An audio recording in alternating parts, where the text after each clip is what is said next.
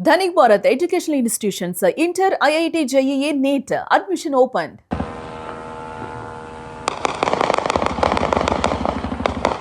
Ukraine రష్యాకు లొంగటం లేదు. అంతేకాదు రష్యాను ఉక్కిరి బిక్కిరి చేస్తూ సరికొత్త వ్యూహాలతో విరుచుకుపడుతోంది.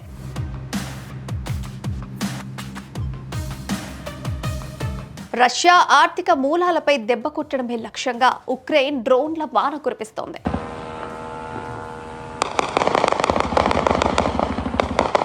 భారత్ ఏ ఓడరేవుల ద్వారా అయితే రష్యా నుంచి భారీగా చమురు కొనుగోలు చేస్తోందో సరిగ్గా ఇప్పుడు ఆ పోర్టులోనే టార్గెట్ చేస్తూ బాంబుల దాడికి తెగబడింది. ఉక్రెయిన్ చేసిన ఈ మెరుపు దాడితో రష్యా చమురు రవాణా వ్యవస్థ ఒక్కసారిగా స్తంభించిపోయింది. అసలు ఉక్రెయిన్ తో యుద్ధం మొదలైనప్పుడు రష్యా చాలా సులభంగా దాన్ని లొంగదీసుకుంటుందని, కొద్ది రోజుల్లోనే ఆట ముగిసిపోతుందని ప్రపంచమంతా అనుకుంది. కానీ సీన్ కట్ చేస్తే ఉక్రెయిన్ ఏ మాత్రం తలవంచడం లేదు. ఓటమిని ఒప్పుకోకుండా సింహంలా పోరాడుతూ శత్రువుపై విరుచుకుపడుతోంది. ఉక్రెయిన్ ఎదురు దెబ్బకు రష్యా ఇప్పటికే అపారమైన ప్రాణ ఆస్తి నష్టాన్ని కూడా చవిచూసింది. అంతటితో ఆగకుండా రష్యా ఆర్థిక వ్యవస్థ కూడా కుప్పకూలింది. చివరకు ఏ స్థాయికి చేరిందంటే ప్రపంచ దేశాలన్నింటికీ చమురును పంచే రష్యా ఇప్పుడు భారత్ నుంచే పెట్రోల్ను దిగుమతి చేసుకునే దుస్థితికి దిగజారింది. ఇటీవల తన మిత్రుడు రష్యాకు భారత్ పెట్రోల్ను ఎగుమతి చేస్తోంది. ఇదే సమయంలో రష్యాపై ఇప్పుడు మళ్ళీ ఉక్రెయిన్ డ్రోన్లతో విరుచుకుపడుతోంది. రష్యాలోని చమురు క్షేత్రాలు, ఇంధన మౌలిక సదుపాయాలే లక్ష్యంగా సోమవారం తెల్లవారుజామున ఉక్రెయిన్ భారీ స్థాయిలో డ్రోన్ దాడులు చేసింది. ఈ దాడుల్లో భారత్కు చమురు ఎగుమతి చేసే బాల్టిక్ సముద్రంలోని అత్యంత కీలకమైన వైసోట్స్క్ ఉస్తులుగా పోర్టులు తీవ్రంగా దెబ్బతిన్నట్లు రష్యా అధికారులు స్వయంగా వెల్లడించారు. ఒకప్పుడు ఇక్కడి నుంచే ప్రపంచానికి ఇంధనం వెళ్లేది. కానీ ఇప్పుడు ఇవే పోర్టులు మంటల్లో తగలబడుతున్నాయి. ఈ దాడిని తిప్పికొట్టే క్రమంలో తాము 70కి పైగా ఉక్రెయిన్ డ్రోన్లను కూల్చివేసినట్లు రష్యా ప్రకటించింది.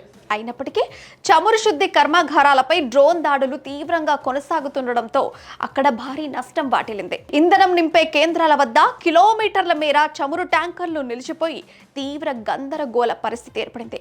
ఒకప్పుడు చమురు ఎగుమతులతో కిటకిటలాడిన ఈ ప్రాంతం ఇప్పుడు యుద్ధ క్షేత్రాన్ని తలపిస్తోంది. నిజానికి ఉస్తులుగా అనేది రష్యాలోనే అతిపెద్ద ఓడరేవుల్లో ఒకటి.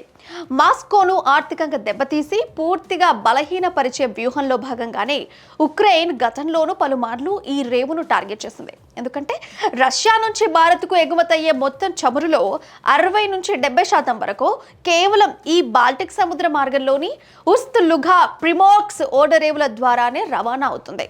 భారత్కు వచ్చే చమురు మార్గాన్ని కట్ చేయడం ద్వారా రష్యా ఖజానా ఖాళీ చేయాలనేది ఉక్రెయిన్ ప్లాన్.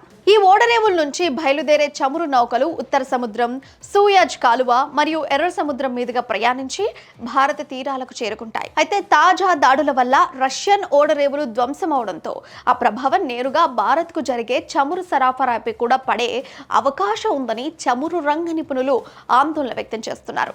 రష్యాకు ఆర్థిక దెబ్బ, భారత్కు చమురు సెగ తగిలేలా ఉక్రెయిన్ వేసిన ఈ వ్యూహం అంతర్జాతీయంగా సరికొత్త ప్రకంపనలు సృష్టిస్తోంది.